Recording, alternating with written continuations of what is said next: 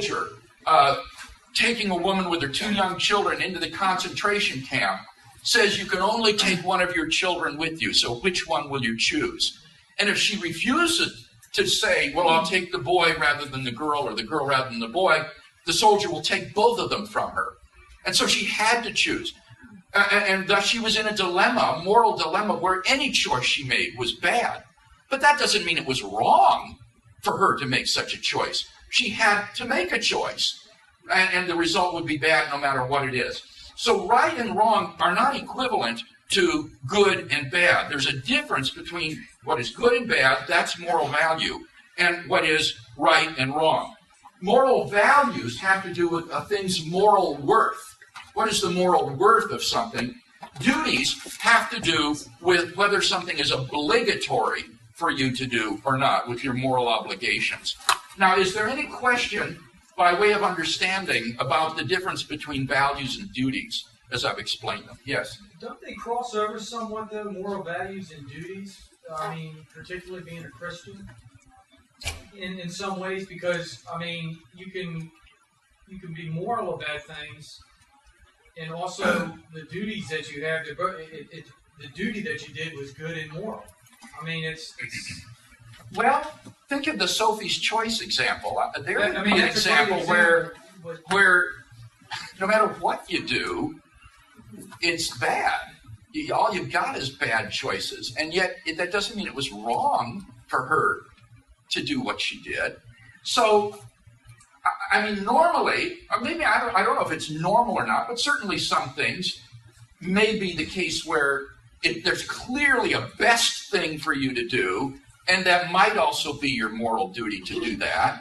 But that needn't be the case. I think we can distinguish the idea of something's being good and something's being obligatory. And that's the main point that I want to get at here, is that things can be good or bad, but that doesn't mean they're obligatory or prohibited. That's a different distinction. Sometimes they maybe overlap, but other times I think clearly they don't. And that's all I need for this distinction. All right, any other question? Now, the other terms that need to be defined would be the distinction between objective and subjective. Objective and subjective. What do I mean by these? Well, by objective, I mean independent of anybody's opinion. Independent of what people think about it. By subjective, I mean it depends on people's opinions. So to say that there are objective moral values and duties means that certain things are good or bad, or right or wrong, independently of what anybody thinks about it. Doesn't matter what their opinion is. If they're objective, then they are valid and binding independently of what people think. So, for example, to say that the Holocaust was objectively wrong is to say that the Holocaust was morally wrong, even though the Nazis who carried it out thought that it was right. And it would still have been wrong, even if the Nazis had won World War II and succeeded in brainwashing or exterminating everybody who disagreed with them, so that everybody agreed the Holocaust was good. That's what it means to say that moral values are objective as opposed to subjective. And what premise one is claiming is that if there is no God, then moral values and duties aren't objective in that sense. Now, is there any question about the difference between objective and subjective? Yes? The thing about, does everybody agree that it's right or wrong? I mean, like, we would say objectively sacrificing your children or killing your own child or cannibalism or something like that is wrong, no matter what. But there are other cultures, and there have been in ages past, that would disagree. Yes. So is that an objective wrong, or is it subjective because we believe that way and they didn't? If it is objectively wrong to cannibalize people, then those people or tribal groups that practice cannibalism are morally sinning. They're doing the wrong thing, even though they think that it's right. The wrongness of cannibalizing would be independent of whether anybody thought it was right or wrong.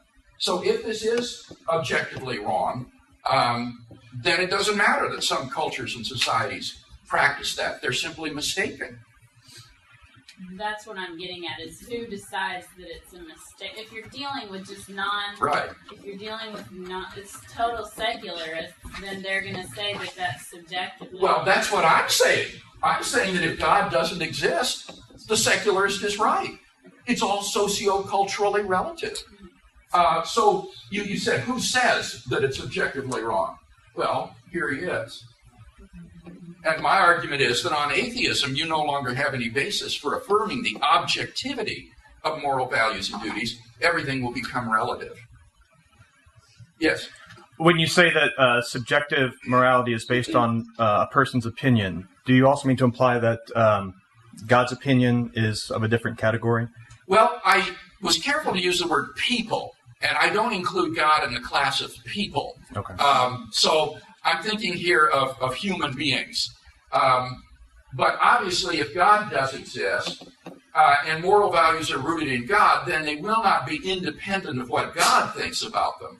Now, this is going to raise some issues that we'll discuss in a minute, but I was excluding God from that class of people, right, whose opinions are irrelevant as to whether or not objective moral values exist or not. Good question. All right. Well, what defense, then, can we give of premise one? Well, let's first talk about moral values.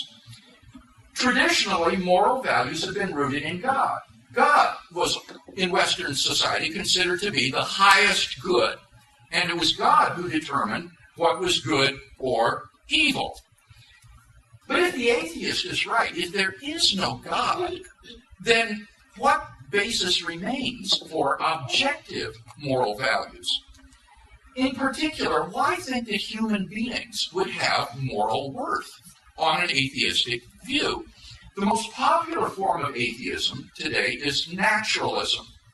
Naturalism is the view that the only things that exist are the things that are required by our best scientific theories. If our best scientific theories say that these things exist, then they exist. But if they're not found in our best scientific theories, naturalism says, then these things don't exist. Well, if naturalism is true, it immediately follows that there are no objective moral values because science is amoral. You can't find moral values in a test tube. None of our scientific theories postulate the existence of moral values. So if naturalism is true, it immediately follows that in the absence of God, there are no objective moral values. But even if the atheist is willing to go beyond naturalism and say, well, we can posit some things in reality beyond scientific theories, why on atheism should we think that human beings are morally special?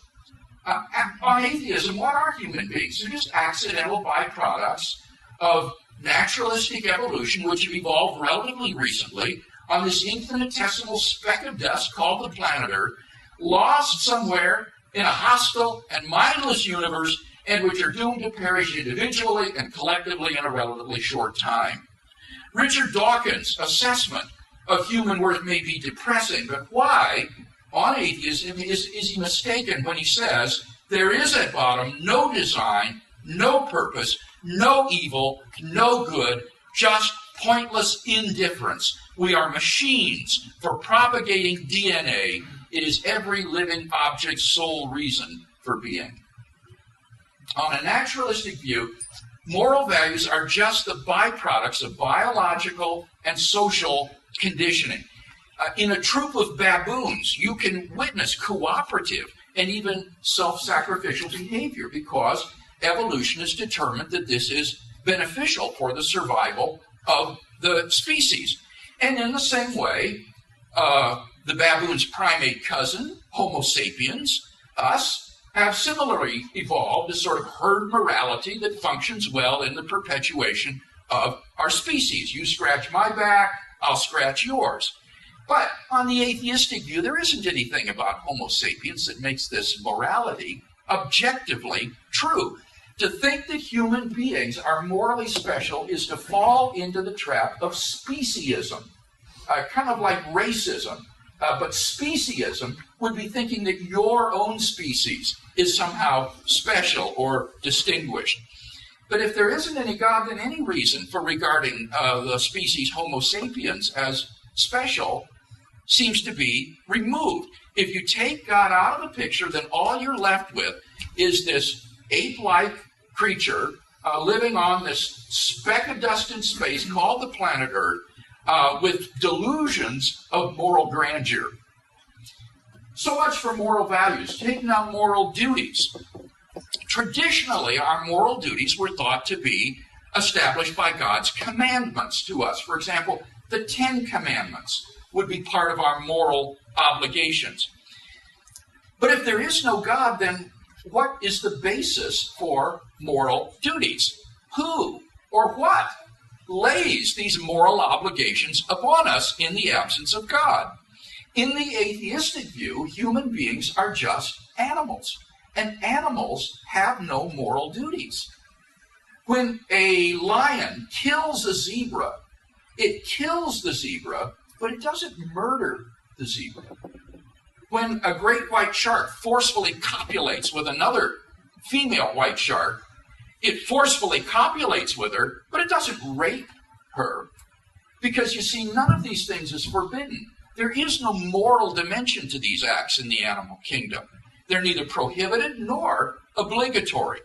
So, if there is no God, why think that we have any moral obligations to do anything? Where would these moral duties or obligations come from? Who puts them on us? It's hard to see how there would be anything, if there is no God, more than just a kind of subjective impression we have that we have obligations to fulfill, which are the result of societal and parental conditioning on us. Now, certainly certain actions in human society, like rape and incest, for example, are disapproved by society at large, and therefore they've become taboo throughout human society. But that doesn't do anything to show that these acts are objectively, morally wrong. Behavior like incest and rape goes on all the time in the animal kingdom, but there's no moral dimension to it. The rapist who chooses to flout the herd morality and indulge his lusts is really, on the atheistic view, doing nothing more serious than acting unfashionably. He's like the person who belches at the dinner table or picks his nose in public, but he doesn't do anything objectively wrong. If there is no moral law giver, then there is no objective moral law which is laid upon us. Now, it's extremely important that we be clear about the argument that I've presented thus far. I can almost guarantee you that if you share this argument with an unbeliever, the response you will get is, how dare you say that unbelievers cannot live good moral lives? And they'll think you're intolerant and bigoted for saying that only believers live good and decent moral lives. We have to help them understand that that is a complete misunderstanding of the argument. The question here is not, must we believe in God in order to live good moral lives? That's not the question. I'm not saying that in order to live a good, decent life, you have to believe in God. Again, the question is not, can we recognize objective moral values without believing in God? I certainly think that we can. You don't need to believe in God in order to recognize that we ought to love our children rather than abuse them. Or again, the question is not, can we formulate a system of ethics without reference to God?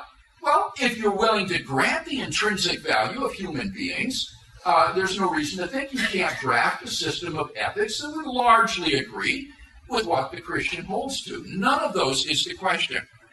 Rather, the question is, if God does not exist, do objective moral values and duties exist?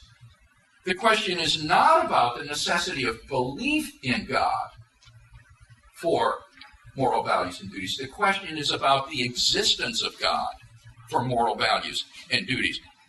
And I've been shocked, frankly, at how many professional philosophers who ought to know better are confused about this argument. For example, I had a debate a few years ago